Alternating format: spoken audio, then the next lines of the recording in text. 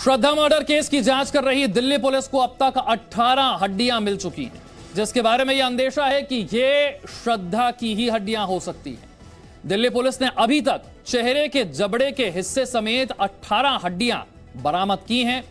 ये मेहरौली से, छतरपुर से, मैदानगढ़ी से, गुरुग्राम से ये सभी हड्डियां मिली हैं, जिनकी जांच सीएफएसएल कर रही है। सीएफएसएल की जांच सीएफएसएल कर रही है।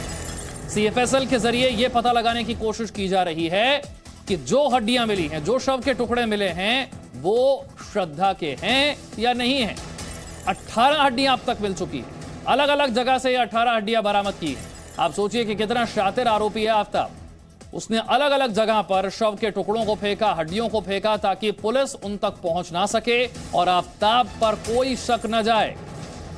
अलग अलग जगह से ये 18 हड्डियां मिली है, मेहरौली से, छतरपुर से, मैदानगढ़ी से, गुरुग्राम से। ये अनार उगा के हर साल 1 एकड़ की जमीन पर 10 लाख कमा रहे हैं।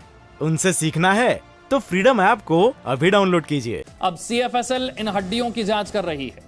पुलिस को सीएफएसएल की रिपोर्ट का इंतजार है। जैसे ही सीएफएसएल की रिपोर्ट आ जाती है, पुलिस के लिए एक बड़ी सफलता होगी इस केस को सॉल्व करने की दिशा में।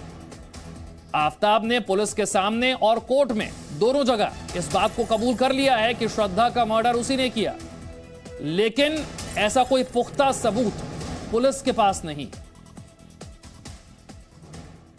देखिए, निशानदेही पर जो आफ्ताब ने जानकारी दी थी उसके आधार पर पुलिस ने यहाँ पर गोताखोरों को लगाया था, जिसके बाद कुछ हड्डियां बरामद हुई हैं। सबसे पहले मैं आपको ये विजुअल दिखा दूं जो हमारे दर्शक है। बेहद विशाल का है, लगभग 50 एकड़ के आसपास में ये तालाब फैला हुआ है। पहले यहाँ पर पुलिस की प्लानिंग थी कि ये पूरा तालाब पानी से खाली कराया जाएगा। फिर जो विशेषज्ञ है उन्होंने बताया कि ये संभव नहीं है, इसमें 2 से 3 महीने का समय लगेगा। 100 के आसपास साल पुराना तालाब है, 50 एकड़ में फैला है। उसके बाद स्ट्रेटजी को चेंज किया गया, गोताखोरों को लगाया, लेकिन समस्या ये थी कि लंबा समय हो गया है उन अवशेषों को फेंके हुए। ऐसे में जो जीव जंतु हैं वो उसको खा गए होंगे, कुछ हड्डियां बची होंगी। चूंकि ये इतना पुराना तालाब है, ऐसे में वो हड्डियां कहीं नीचे काई में ना फंस गई हों, इसको लेकर पुलिस कंफ्यूज थी। ऐसे में जो आफ्ताब ने जगह बताई, विशेष करके उसने इस लोकेशन से फेंका, उससे फेंका, या जो आगे जो बाउंड्री आपको दिख रही है वहां पर चल के फेंका, उन्हीं जगह पर गोताखोरों को पुलिस ने लगाया, तब जाकर कुछ अवशेष बरामद हुए हैं। अब एक बार आफ्ताब से फिर पूछताछ की गई, कड़ाई से किया।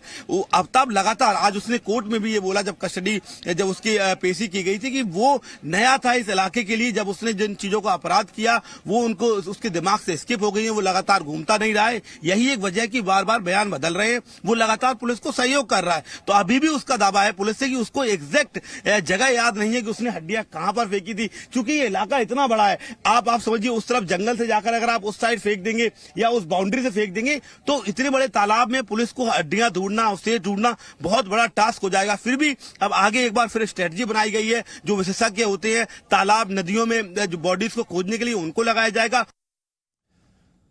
तो इस केस में आज हुआ यह है कि 4 दिन की रिमांड आफ्ताब की और बढ़ गई है। पहले 2 बार रिमांड मिल चुकी थी, कुल मिलाकर 10 दिन की रिमांड हो चुकी थी। अब 4 दिन रिमांड और बढ़ गई है, यानी कि कुल मिलाकर 14 दिन की रिमांड अब पुलिस के पास आफ्ताब की होने वाली है।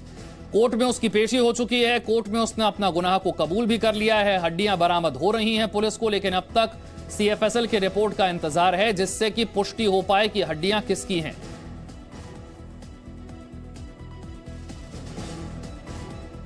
ये अनार उगा के हर साल 1 एकड़ की जमीन पर 10 लाख कमा रहे हैं। उनसे सीखना है तो फ्रीडम ऐप को अभी डाउनलोड कीजिए।